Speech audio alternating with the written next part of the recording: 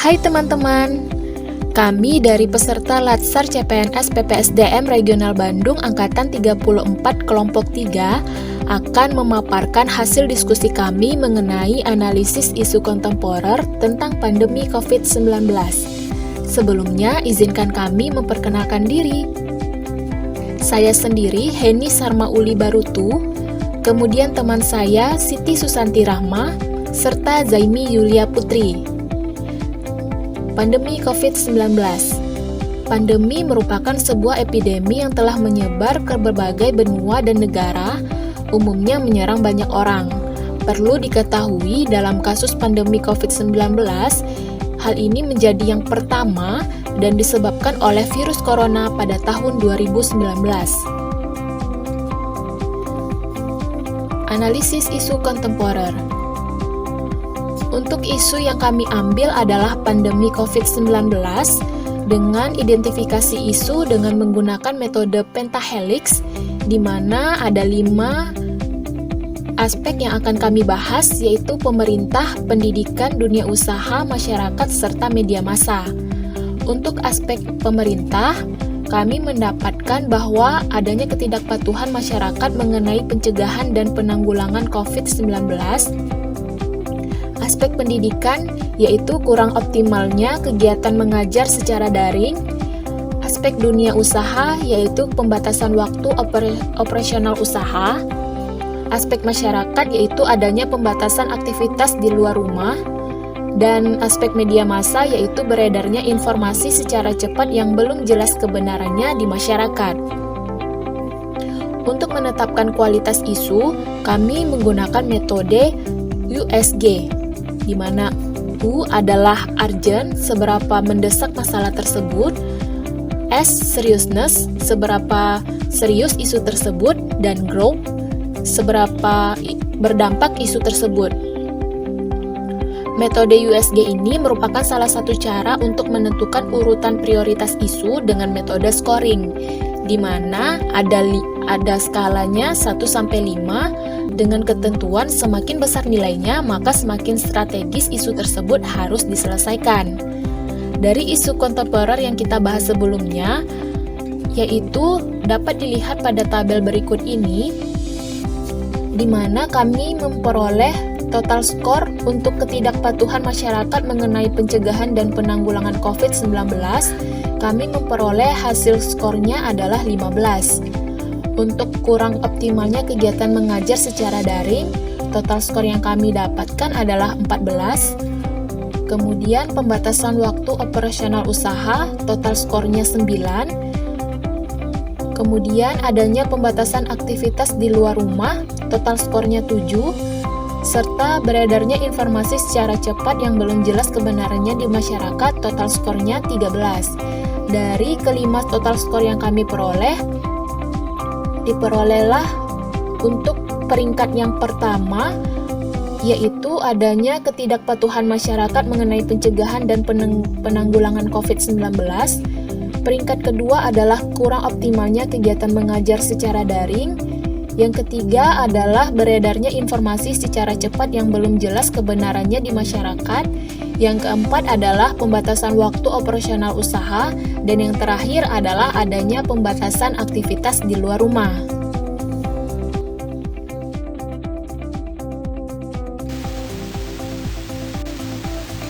Untuk selanjutnya, kami akan menjelaskan tentang diagram fishbone atau diagram tulang ikan.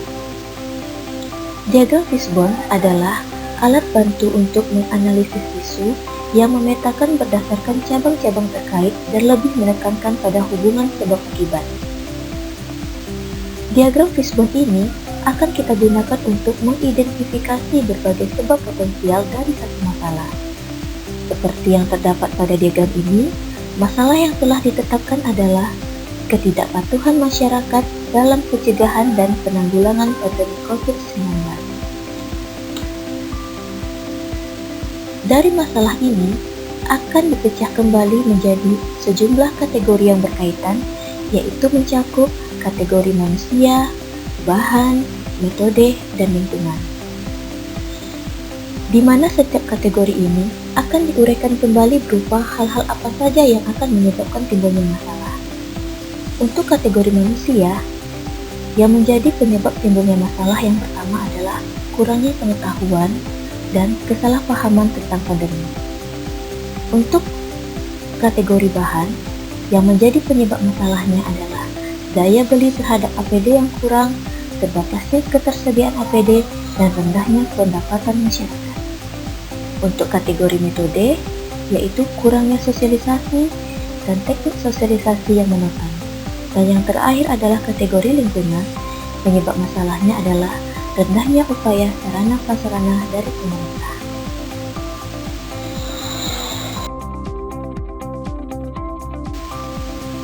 Setelah kita menganalisis dengan diagram fishbone, kita akan dapat menentukan apa prioritas akar masalah yang ditimbulkan dari setiap kategori.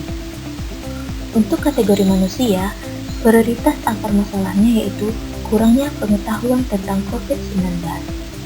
Untuk kategori bahan, prioritas akar masalahnya yaitu daya beli terhadap APD yang kurang. Untuk kategori metode, prioritas akar masalahnya yaitu kurangnya sosialisasi dari pemerintah. Dan untuk kategori lingkungan, prioritas akar masalahnya yaitu rendahnya upaya sarana prasarana dari pemerintah. Berdasarkan analisa dari diagram fishbone tersebut, dapat disimpulkan bahwa yang menjadi akar penyebab masalah diantaranya adalah sebagai berikut. Yang pertama, kurangnya pengetahuan tentang COVID-19. Yang kedua, daya beli terhadap APD yang kurang. Yang ketiga, kurangnya sosialisasi dari pemerintah. Dan yang keempat, rendahnya upaya sarana prasarana dari pemerintah.